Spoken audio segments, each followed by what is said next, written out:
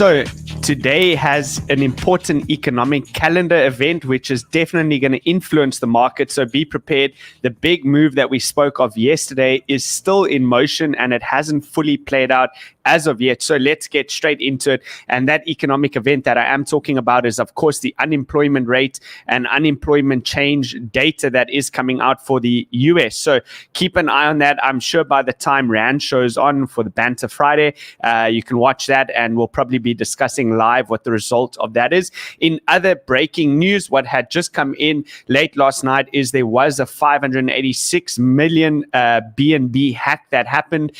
So surprisingly, the market didn't sell off. I had a look at the BNB price and it seemed to be remaining relatively stable, but we'll see how this unfolds. Usually they do some sort of investigation and over time you start to uncover what really went down and the true damage that has been done to the chain. They did temporarily suspend BSC or Binance Smart Chain, but I think it might be up and running again already. So touching on the Bitcoin price, we do have the logarithmic regression curve over here. And yesterday I did outline to you guys that we are stuck within this primary range. So I've marked it out for you. If you want to, you're welcome to copy that. That's on a 2-week chart. It's $18,577 is the bottom of the range. And then you have the range high, $25,000. And then you have your mid-range coming in at this level at 21,791, which is an area that I was looking at for potential bounce into and then looking to flip short directly into that zone. And the truth of the matter is we're going to continue to remain range bound probably for a little bit longer. And when we do eventually break this range, that will be the mammoth move that comes either to the up or the downside. And I want to delve into this tweet for just a couple of minutes from Dylan Leclerc over here. And it's all around the leverage ratio and hence the thumbnail of the tile, dangerously high, as it suggests over there. And if you have a look here, he says, as Bitcoin consolidates around $20,000, Bitcoin denominated futures open interest sits just below the all-time highs at 604,000 Bitcoin. Whether up or down, when Bitcoin breaks out of its current range, it's likely to be a violent move. And I tend to agree with that. Currently, risk does continue overall to remain to the downside because remember, I think that the best types of traders are trend traders and the overall trend continues to remain down, especially on the high time frame. So therefore, we are running 2 trades in case there is a breakout to the upside because we have broken that long-term diagonal on the daily chart, which is a momentum shift in the market and a potential for bulls to come in. Currently, both trades are ironically in profit, both the short and the long. And I did put an update in the Discord group yesterday around that, which I'll show you guys what that update is in a moment. But let's continue with this tweet over here. So he says, it's also important to note the collateral breakdown of the open interest. Despite open interest being close to all-time highs, the percentage of that open interest that is Bitcoin to crypto collateralized is at all-time lows. Therefore, the open interest is mostly stable coin margined, which is a welcome change from bull market levels. Basically, what he's saying is if it's stable coin margin, usually this is something that's a little bit healthier within the markets compared to what happened at the all-time highs previously. So he says the market top in the spring of 2021 was essentially a bunch of traders on ByBit and Binance leveraging up to the hilt, meaning leveraging as heavily as they possibly can with Bitcoin collateral to margin long Bitcoin and paying outrageous rates to do so. Here's Bitcoin crypto collateralized open interest, and you can see that has come down slightly. And then this is the perpetual futures funding, which is just a dynamic financing rate paid between shorts and longs that financially incentivized traders to keep price of perpetuals to the spot index price is basically flat. So neither shorts nor longs are being very over aggressive here. I want to click on this one to show you. So the way that the markets tend to work is usually when the funding rates go extreme on either the positive or the negative side, that's usually a strong buy or sell signal depending on which direction it went, because they mostly incentivized to bring this back down to parity into the mid-level over here, and you can see it's relatively flat as it currently stands. So Going on the next tweet over here that he mentions, he says here, though, during the bull market, speculators went nuts with leverage, taking BTC margin long and paid outrageous variable rates to do so. And then he says, for every long, there is a short and vice versa. Funding can help us know which side is being more aggressive, and that gives you an indication into which way to play the market. And currently, neither bulls nor bears are getting offside in a big way. Spot market will ultimately decide where BTC goes next. Derivatives will just exacerbate the volatility. So essentially what he's saying over here is, as I have mentioned, in terms of the current price consolidating for such a long period of time and those Bollinger Bands squeezing in, we can tell that the next move is going to be massive, and it will be exacerbated or exaggerated by the perpetual contracts and players that are trading on leverage, because they have not yet chosen a side, is what he's saying. So once you see the confirmed signal of that potential move, whether it's long or short, which is why I'm currently playing both directions, because it's going to happen violently and very, very quickly. This is something you need to pay attention to. And then I wanted to go on to the last bit over here that he mentions. He says, yeah, of the things I'm on the watch for in regards to macro bottom is sustained negative funding. Maybe the market is more efficient nowadays, and he says in brackets he's doubtful of that, but I would expect in a legacy panic or volatility event that liquidations and shorts piling in would drive the perpetuals far below spot, and that would end up looking something like this big red spike that you have here to the downside, probably even more exaggerated than that one. And that's what I've said for a long time. For those of you guys have been watching the show, I said, look, I will only enter the market on a trend change. So basically, if we start to establish a new uptrend, or on a liquidation event whereby you have extremely high volume and extremely negative funding rates, which would signify that perps went extremely short and that went out of balance, like this wick over here. And then that is a strong buy signal for me that capitulation has taken place. So far, we haven't had a capitulation. And I've also mentioned before that capitulation can actually happen in two particular ways. You can either have a capitulation of price to the downside with that negative funding rates at extreme levels and with high volume, or consequently, you can have price that just consolidates in a very tight range. Let's just say, for example, this range is maybe between about $18,000 and $28,000, a $10,000 range, and you spend over a year, maybe even 2 years within that range.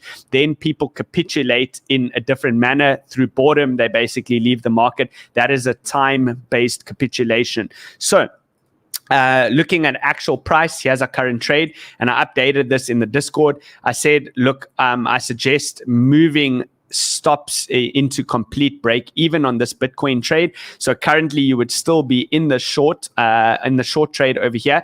And I said that because I think if price gets going over here, we're probably going to tag around the $21,000 level. And I'll show you on the lower time frame charts exactly what I was looking at there for Bitcoin. But nevertheless, risk does still remain to the downside because you are stuck below all the important moving averages and exponential moving averages. Okay, moving on. Bollinger Bands still stuck within them, still squeezing tighter and tighter. We haven't seen the start of this main move yet. You'll see that volatility is coming back down and contracting again using those BBWP indicators, and that could be suggesting that potentially this whole move is going to reset once again.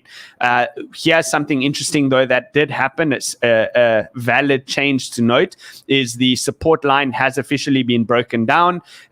So we have lost that. This is not a signal to jump in. This is the inverted chart. It's not a signal to go all in long just because you broke down a diagonal trend line.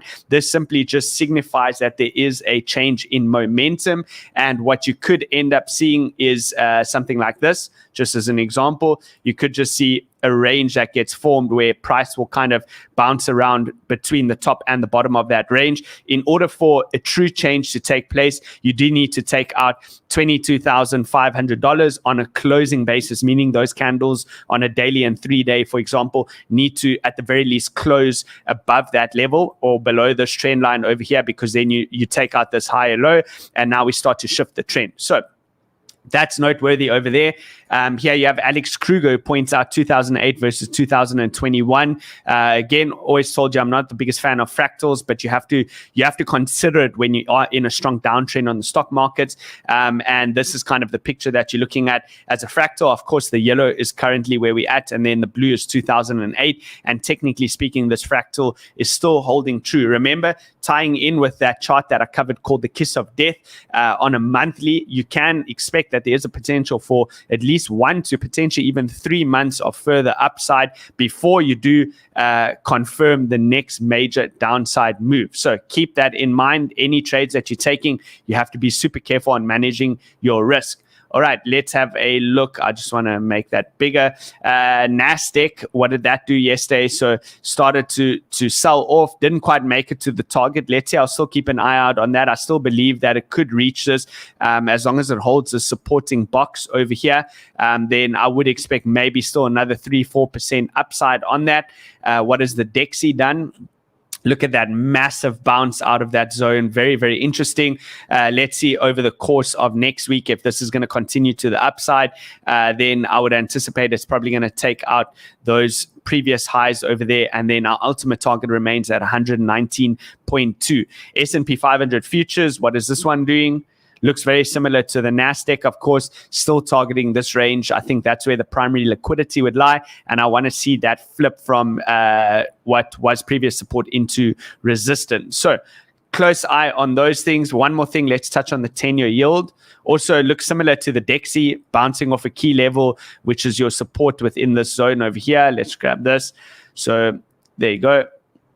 Bouncing out of that zone over there, back in the trend line now and continuing on higher. So interesting to say the least. All right. And then you have markets in mayhem. They say this bear market has been nasty, but it's nothing compared to the violence that we saw during the great financial crisis. And look at that massive, massive sell-off. I mean, if you compare it to 2020, we actually are getting quite far down there. So it is an interesting chart to note. We are reaching extremes, but I do think that we have possibly a little bit further to go. Quickly touching on some of the admin things for the day. Please make sure you give this video a like, hit the bell notification, and subscribe if you aren't already. And then a shout out to our sponsor of the day is PrimeXBT. Check them out. They do great margin leverage trading over there, and you can trade also on different forex pairs as well as stock market pairs, which is interesting compared to your general crypto exchange. If you do decide to join, make sure you use the promo code Kyledoops. You'll have to type that in under the promo code section so that you can claim your sign-up bonus, which is up to $7,000 in sign-up bonuses. Okay, 3-day chart, same thing, stuck in its downward parallel channel. So not much to mention on this. Let's move this over slightly now. We can move that to there. 21,000 key resistance area. I want to see how price reacts if it can even get there. Okay, daily chart. Daily chart has recaptured the EMAs, closed multiple days above. It also has broken the downward diagonal trend line, as we've mentioned before, and we want to see it hold above these EMAs. If price starts to come back below these EMAs, I would definitely close the majority of my long positions. So if you see something like this and it breaks back into this trend on the downtrend over here, then this could have been a massive bull trap and a fake out. But using the lower time frames, I'll guide you along with that. Follow me on Twitter and join the Discord group to stay up to date with all of that information. Okay, looking at the lower time frame. Now, I think that price has held this level somewhat successfully, and I'd be hopeful at the very least for some sort of a bounce from this zone. Yesterday in the Discord, I did outline that this level must be defended, this wick over here, and so far it's got quite scary, but nevertheless it's still holding this level over here. You can see that the stochastic RSIs are about to cross onto the upside, but don't mistake like a small bounce over here with a complete trend change and reversal in the market, because when you look at the daily Stokes and RSIs, they are turning over and crossing down, and that's going to have a cascading effect into the 3-day and the weekly, which will drive momentum to the downside over the next couple of days to weeks. So any longs that I'm taking, I just need to be very clear on that. These are very short-term ideas that could potentially pivot into a longer term trade. But at the moment, I'm definitely playing this as a short-term trade idea and not a long-term trade idea. So looking for this area to bounce, probably come up towards that $20,800, $21,000 level, and then we can take it from there to see how price reacts within that zone. But you can see stuck within this triangle, and it's getting tighter and tighter as mentioned yesterday, and the eventual break of this is that's going to be the big move that we've been waiting for over here. Okay, this is the updates that I gave yesterday in the Discord around Bitcoin. I'm going to make this a bit bigger. So essentially what I told the guys is completely eliminate the risk, move your stops into break even on the short trade. And these are the three primary areas that I'm looking for a rejection. I can probably move this down now back into, so this is why our current trade will remain, well, it should remain decent because it's coming into the 0.5 fib retracement level. We already entered into that trade. And my first area of interest would be a bounce into the zone at 20,500. If it clears that level, then I'm looking for potential push to 21,000 at the 0.618. So the golden ratio fib retracement. If that level breaks, then my ultimate target is targeting this liquidity over here. I've told you guys before, when markets sell off aggressively or pump aggressively to the up or the downside, then there's usually an imbalance that's left within the market, and big players tend to want to come and recapture some of the liquidity within this zone, which is why I said I would stop out of this position because the risk would be too high. Look at the difference between if you were to try and build a position. Let me just grab this ruler. If you were to try and build a position, that's already a 2.5% move. That's now a 6% move. And then where do you invalidate? Above there, that's now an 11% move. You can't really build a short in that, which is why I'd cut the short very, very quickly if it breaks this level, and then I'll attempt another short at 21K, cut that short very quick if it breaks that. And then my ultimate short is from 21,800, which is that 0.786. This is a common place in trading where you find these stop and reversal points, and it has confluence with capturing the liquidity on the left-hand side over here. So keep that in mind. Check the Discord out if you want a written explanation of everything. Now, touching on the BBWP over here. Firstly, I just want to show you the difference between Ethereum and Bitcoin. Before I do that, 4-hour chart, you can see above the 2017 highs. Ethereum over here stuck below the 2017 highs. So it seems like that Bitcoin is definitely taking some of Ethereum's market cap away, and probably that was expected right after the post-merge. Before I go into Bitcoin's BBWP, I do want to touch on the trade for Solana on the 4-hour chart. So I said bulls must defend this area. That was yesterday. Seems like they lost it. I'll still give it the benefit of the doubt. I'm still holding the trade because it's in break even, but it's very, very close to getting stopped out at about 32.98. I'll be stopped out of this position. And BBWP is picking up over here on the 4-hour with the stochastic or the RSIs coming to the downside, suggesting that move will probably play out to the downside in the short term. But if you look at the daily over here, the daily is still squeezing down quite hard, meaning that this move is going to be enormous on Solana. RSI is still holding out of this bear zone and pushing up upwards, which means that if it can maintain that posture, I will still give the bulls the benefit of the doubt on this trade. And this is the beauty of hedging yourself, playing trades both ways. Bitcoin trade is profitable. Solana, you're not in major profit, very marginal profit, but nevertheless, you're not risking anything because if it gets stopped out now, it gets stopped out, but then your Bitcoin trade is probably going to run. So that's kind of what I'm watching over there. Now, what about Bitcoin and its volatility? So this is what I mentioned. This is coming back down. It's contracting back down, which is why there is a potential that this could reset and print further blue bars, meaning that it's at near zero level. And the next move hasn't been determined yet. The next move hasn't taken off yet necessarily if that were to come back down. Currently, same thing as Solana. Bulls do have the slight edge according to the RSI over here. But if you start to see that this starts to flip back around like this, and it comes back into that purple zone over there, whilst simultaneously you have this going like this, contracting back down, and then whilst it goes back into the purple zone on the RSI, it picks back up again like that after having printed new blue signals over there. Then it means the move could be going to the downside, and therefore bulls will be heavily trapped.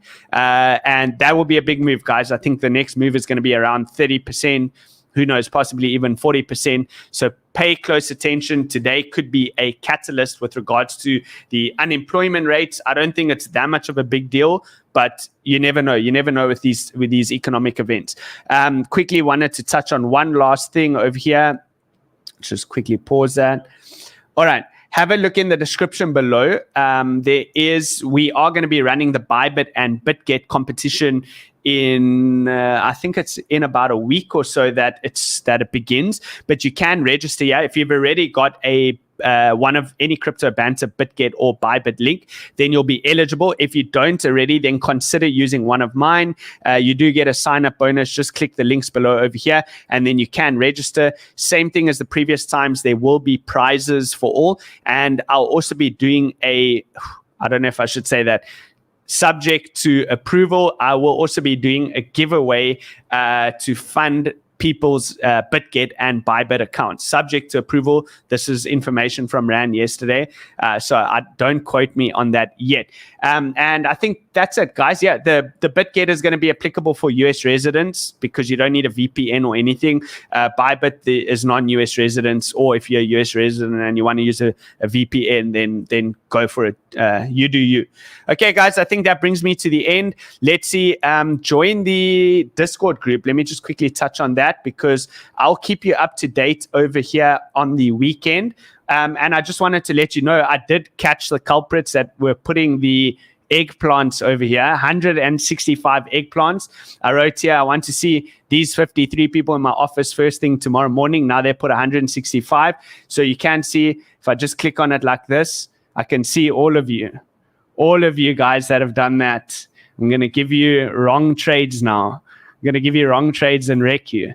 No, I'm just kidding. I won't do that. Okay, guys, thank you for your time. I appreciate each and every one of you. I will see you all on Discord. Cheers for now.